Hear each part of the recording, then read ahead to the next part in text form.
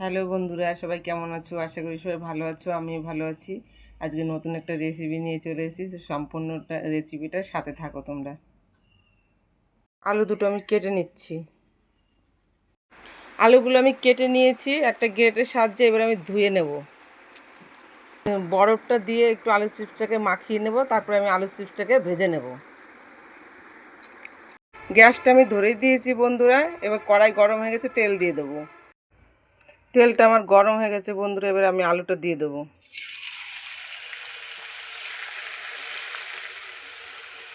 সম্পূর্ণ আলুগুলো আমি এভাবে ভেজে নেব। আলুর চিপসটা আমার ভাজা হয়ে গেছে, এবার আমি তুলে নেব।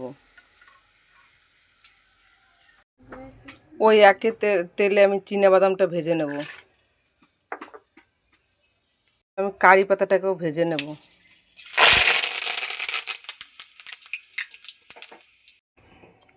কারি পাতাটা আমার ভাজা হয়ে গেছে, এবার আমি তুলে নেব।